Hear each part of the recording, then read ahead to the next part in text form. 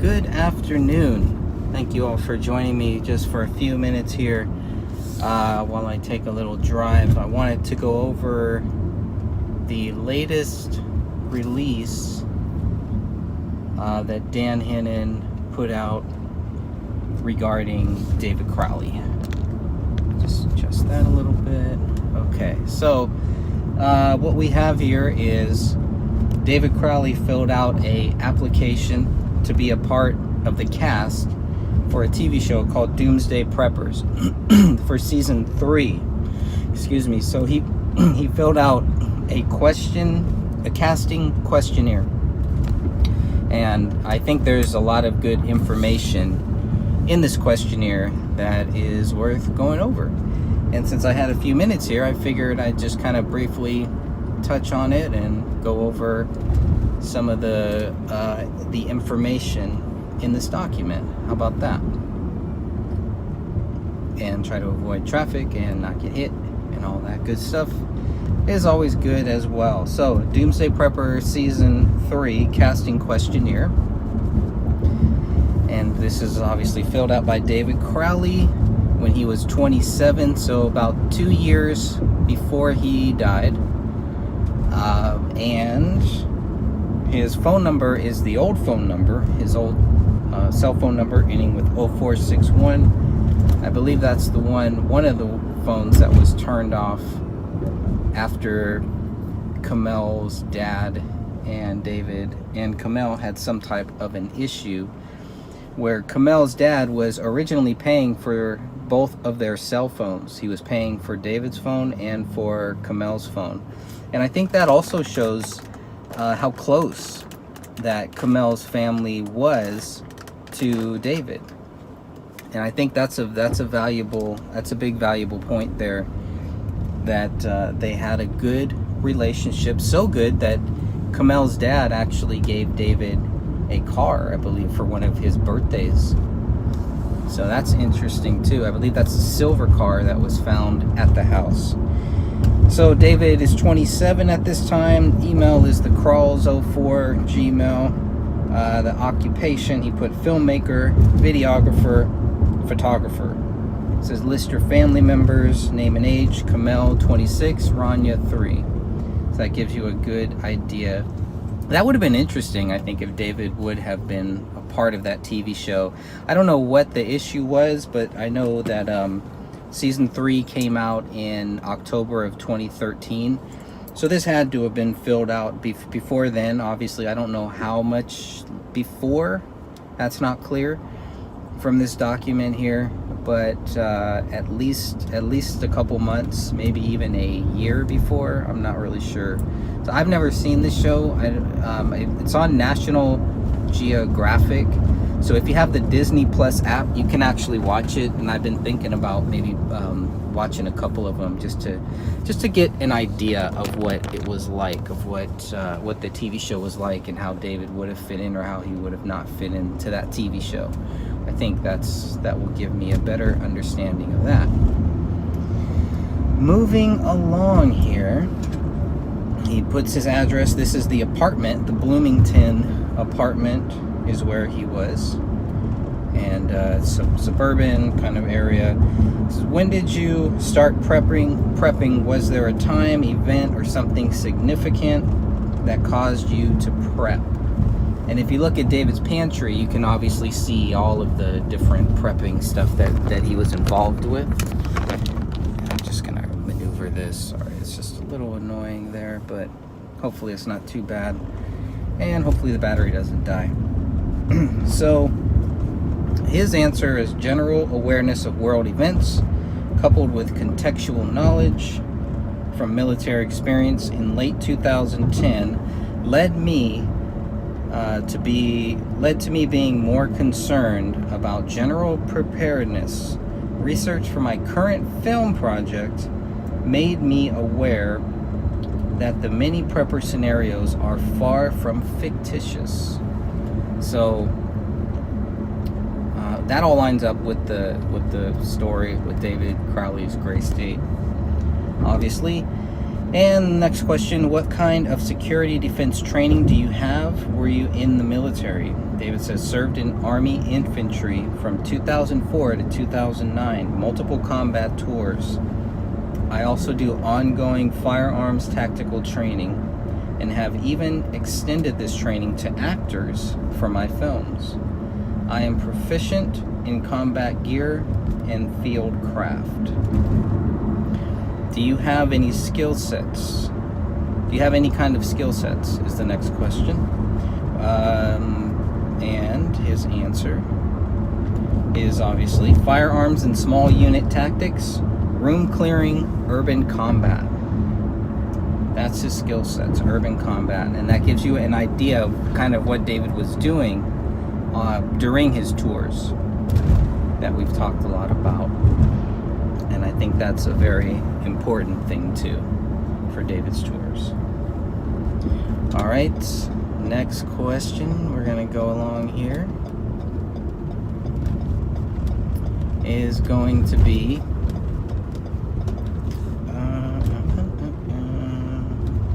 we got the skill sets. How long will your food storage last? What kind of foods do you store? And it's currently have 2 years of stored food, dried goods, wheat, MREs, cans, seed banks for planting. And you can see that down in David Crowley's basement in the big pantry. There's tons of stuff like that in there. And we should all have stuff like that. 2 years is really good of storable foods. I have some storable foods that have a shelf life of like 25 years or something, but I don't know if that would last necessarily. I mean, I couldn't live off that for 2 years, but that's important to have as well. How many and what kind of weapons ammo have you stored? Do you have stored? He's got an AR-15 with 7,000 rounds, 40 cal pistols with several hundred rounds, AK-47 with 500 rounds, M1A with 500 rounds, and Remington 700 rifles with 500 rounds. That's a lot. Do you have a bug out location is the next question. If so, how far away is it from your home? Is it underground? It says my bug out location is 60 miles from my home. 60 miles from my home in the quasi countryside. It is not underground, but I'm working on it. So there is a scene in the May 12th version of David Crowley's script, and his main character does end up going to a bug out area where he meets up with some other people from that bug out area. So I thought that was kind of interesting, and it is kind of a countryside area as well. In the script, the main character doesn't stay there for very long, but you could tell that's the bug out area, that's the safe zone for him. So I thought that was interesting. What kinds of alternative energy do you have? He says, presently none. However, my budget location has multiple propane tanks and a wood stove heater hookup. So that's good too. He's got something ready. Is there anything, is there anything else you are stockpiling that is not mentioned above? Medical supplies, comfort items is what he says. Medical supplies, comfort items, canned goods, books, knowledge, fuel treatment additives. Currently on a rotation cycle with clothing and footwear to maintain a supply of broken in but usable items, cash and silver. So that's pretty good. Do you have any conflicts with friends or family about prepping? This is a very important question. And he says, general eye-rolling resistance to cooperation. And I think for the season, I think they like that. I have not seen the show yet, so I'm just guessing here. But I'm guessing the more conflict between the prepper and the prepper's family is generally what a show like that is probably looking for. They want to really capitalize on that to create that drama and create that TV sense. But I think a lot of this shows that David Crowley was in the he was trying to get his foot into the Hollywood door. We know he was not just a filmmaker but an actor, so he was acting in several projects too. And I think he would have done well in the Hollywood realm, if he could have kept his morals about him, I think he would have done really well. It's not hard. I mean, it's not easy to do, obviously, but I just a guess. I don't know. Let's see. Is there anything else you are stockpiling that is not mentioned? But oh yeah, we already covered that. General eye rolling. Have you ever built anything from scratch before? If so, what is it? Now, I was hoping to hear him say about movie props, some type of props that he had built, because I had wondered about the Bohemian Grove owl statue that's in his office bedroom, and I wondered if he had, used that, or if he had built that as a prop, because on a short film called Into the Void, he is credited with a couple things, but props are also one of them. So I was just kind of guessing. Anyways, I'm still on the hunt to figure out the origin of that Bohemian Grove owl statue. I believe I've asked Mason Hendricks and maybe a couple other people, what is with that owl? Never really got a clear answer. I don't know if they know, but I just always thought that was a pretty odd thing to have in your home. So let's see. So the answer to that, he says, no, nothing I can think of offhand, but I am learning to do such things like hydroponic setup or vehicle additions. Interesting. So the next question is, what would you like to build that's unique and would make your preps better? And he says, custom vehicles stripped to rugged essentials. I want to turn my bug out location into a self-sustaining compound with water, solar, and gardening. Next question is, do you have any projects or goals you want to complete soon? Any DIY prepper tips to share? My current project is to build long-term rugged cases that hold rifles and the necessary gear, tools to switch out components for different applications. That's pretty interesting. Again, probably not something you're going to do if you're having PTSD and, about to kill your family and all that stuff. But again, it's just par for the course with some of these people and with some of this stuff that we are seeing here. So it's nothing too concerning. Let's go past this car here. Okay, last one is list the top 3 events you are preparing for, you are prepping for. And the answer is the collapse of the dollar, number 1, and the long-term societal degradation, economic depression. That's number 1, and that's a big part. That is the basis around David's script. That is the environment, the world that we are dropped into in David's script. That's where the whole thing starts. They're already there. The dollar has already fallen. Riots are happening. The government is having a hard time controlling the populace, and at the same time they are battling all of these endless wars overseas.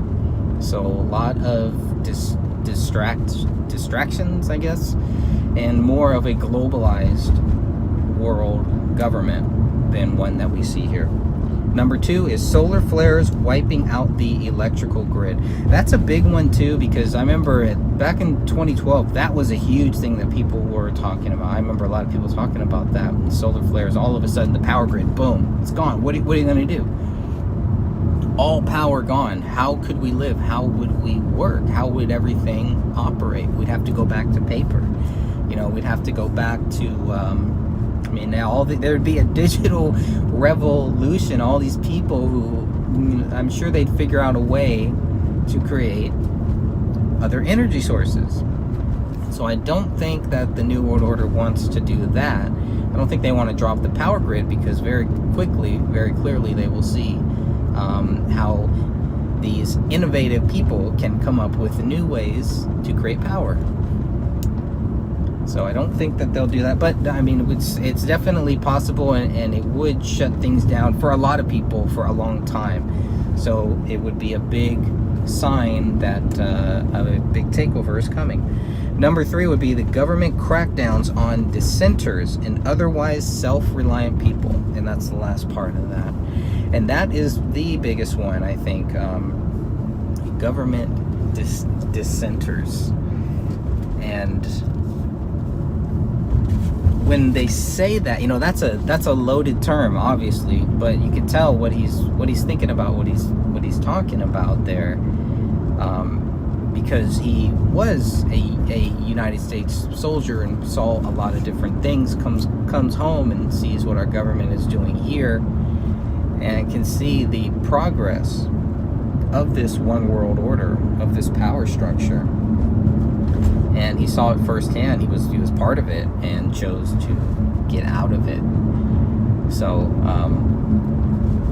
we were, but we still are very concerned about the government taking away our rights and putting people into FEMA camps, loading us up, putting us into these camps where basically we don't have any rights. And then from the camps, which is in the Gray State script too, once they're in those camps, then they're separated out into different places, and they go, you know, certain people go into this place, certain people go there. There's other places in the script where they're not really sure where people are going, but they're not staying in the camps necessarily. The camps are just kind of not a meeting ground, but basically it's where they, you know, it's right before they sort out these criminals, these people, to go into different areas, area A, area B, C, etc., etc. So it's an interesting concept, and I just, you know, I want to thank Dan Hennon for finding that, for getting that, and whoever gave it to him, I want to thank that person too. I think it's, you know, it's these little things like this that might seem, you know, like nothing, but there's a lot of good gems in there. There's a lot of good data, I think, that you know, it might not necessarily answer questions, but it does give us more insight into who David was during that time and what he was doing during that time. I believe there was another TV show too that he was trying to get involved in too. So who knows? But definitely his goal was the Hollywood route, and he was moving towards that. And I think that that's very clear where David was going, where he was moving, and what the plans were, and that he was actively planning for the future, and the future was not in Minnesota. Very important stuff there. So anyways, just wanted to kind of go over that. I hope everybody gets a chance to read that.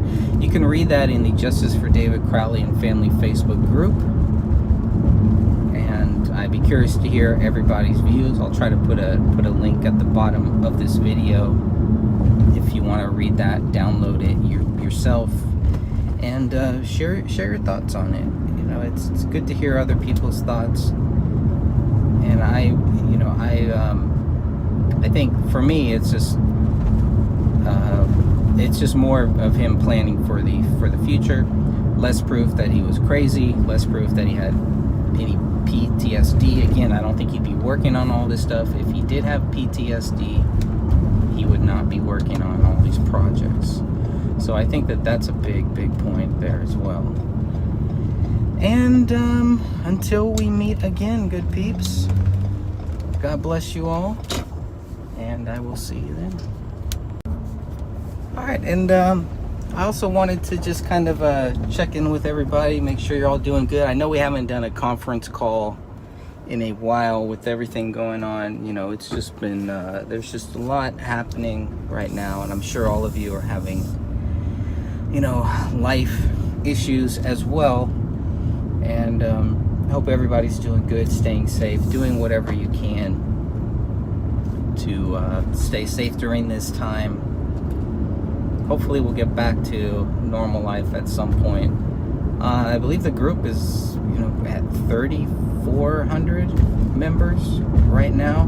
We've got a lot of new people posting, a lot of good posts there, and a lot of good topics.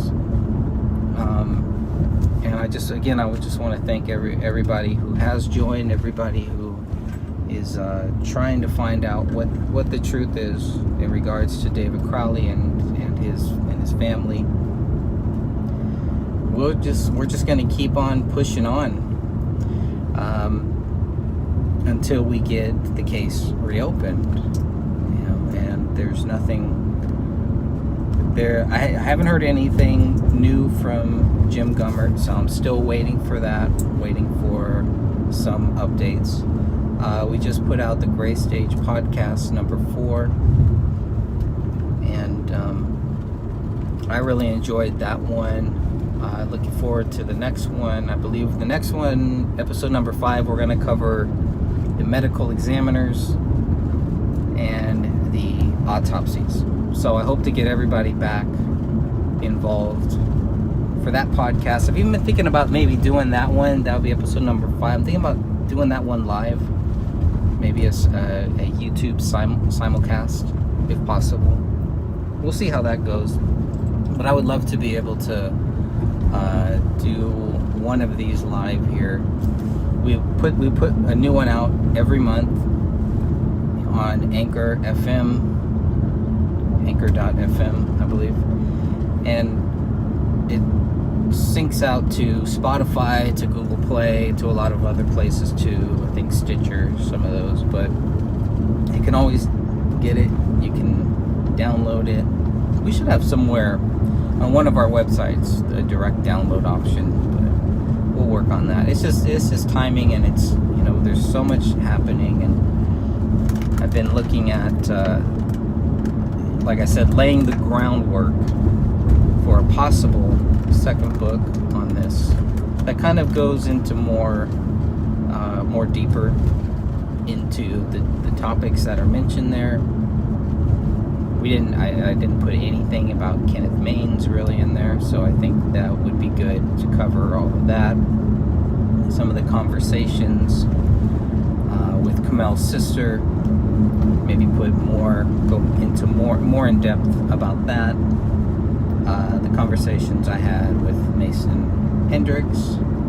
There's a lot of stuff there, and a ton of other things that just for whatever reason did not make it into this particular book, to this first book. The financial records, I thought, was one of the weaker points of my book. There could have been a lot more about that in there.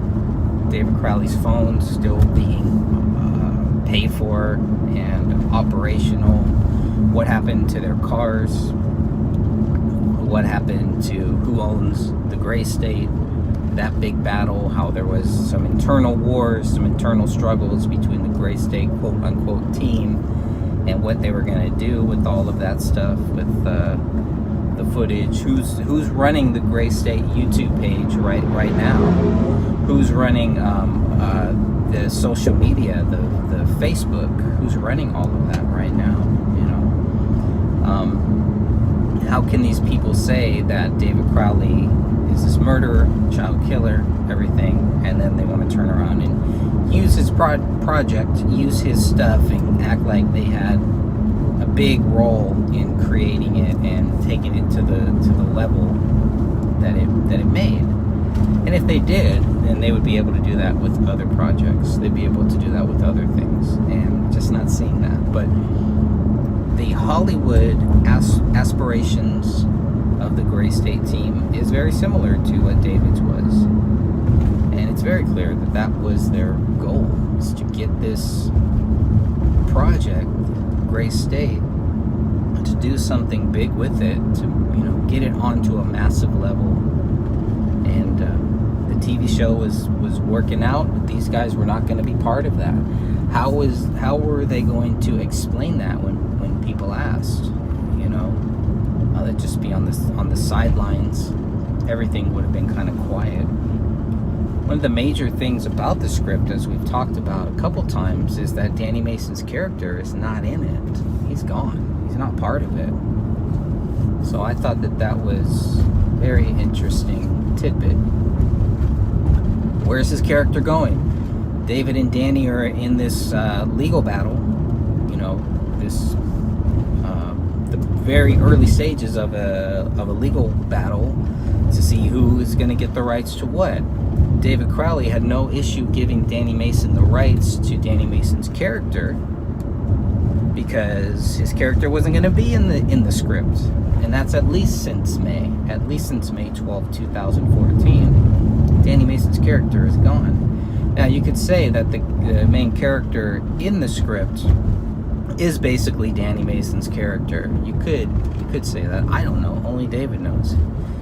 But we know that the character that is in the legal documents going back and forth between David wanted Danny Mason to sign, that character is not there. So Danny Mason would have been free to do something else with that character. I don't know. That's a whole nother issue. It's just a big mess, and it's a huge mess, and we don't really know. I don't know what all of those details are. I could just say, well, this is what this document says. This is what they were talking about. There's emails going back and forth between David and Danny, and they're very hostile, and not very friendly. And it's like, is Danny Mason stalling? What is he stalling for? If that's true, is David Crowley stalling? Why isn't David Crowley being honest with Danny Mason about his character not being in it? Saying that he's going to give Danny Mason rights. Then it's with the documentary, it gets even worse, because then it's, they want the documentary. Danny Mason wants it, and I'm sure a lot of the other Gray State guys want it too. And David sounds like he was ready and willing to give that up, to give them that, and a lot of the other stuff that they had already done, a lot of previous stuff. But it was, the things going forward that David Crowley was more focused on, moving forward. Again, more proof that David Crowley is moving forward. He's not looking back. He's moving forward constantly. So I think that's another big point that sometimes gets overlooked. He's moving forward. He is contemplating, turning this into a TV series. And yet, if you were to listen to what the friends told Kamel's sister, it made it seem like the project was dead. Kamel's sister probably really thought the project was dead, and that's because she listened to people that she should not have been listening to. Those were the same people that ended up tricking her when it came to Eric Nelson's film, A Gray State. And I think by that point, according to the interview I did with Kamel's friend, by that point, I think Sidra pretty much knew that these guys were not being upfront with her, and the games that they played with her and with her dad, all of that stuff. And I just think it's because they trusted these guys to be sincere, to be honest, and to really do something good with this work, and they didn't. They got burned. And so, if anybody tries to move forward, from what Kamel's sister said, if anyone tries to move forward with the project, they're going to have to deal with Kamel's family. We still don't know the details about Kamel's mom, only that she's doing better. And the chemo must have worked. Aside from that, we really don't know too much about it. So we'll just keep on pushing on, and we'll document it. We'll document all the facts, all of the lies, everything that people want to say will all be documented to make sure that it's accurate. And if it's not, they're going to get called out on it. Then it becomes, well, okay, where did this information come from? Sidra was saying that David was on the ground doing some type of a ritual. Where did that information come from? There's no evidence in that crime scene of any ritual or anything like that. Sean Wright has said that David Crowley was on the ground playing with the blood of his wife. Where is that coming from? Are they just making this shit up?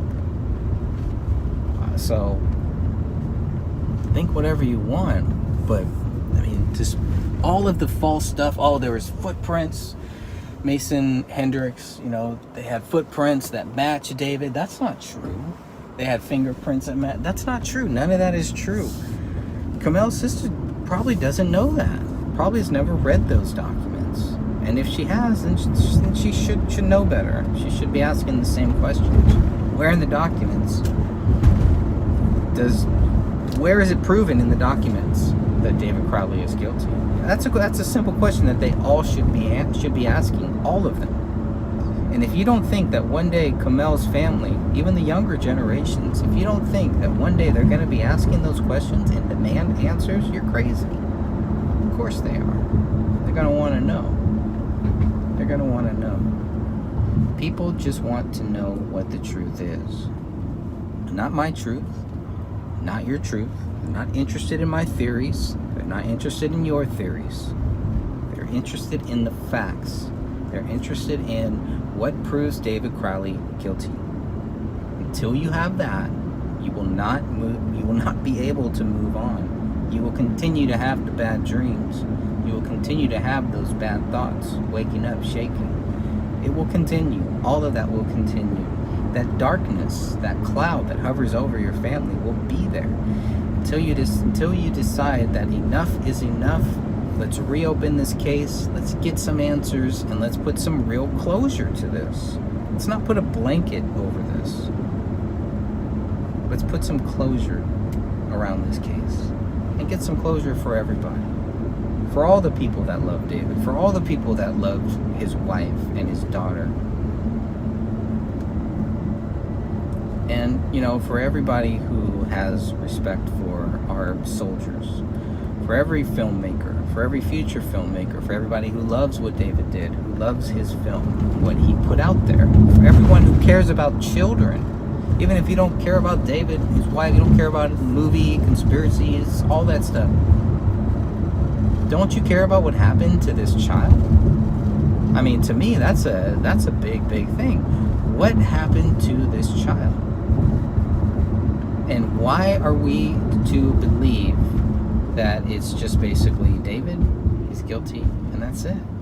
You know, I don't think that that's right. I don't think that that's fair to just jump to that conclusion and to stay there. I'll try to move over here if I can.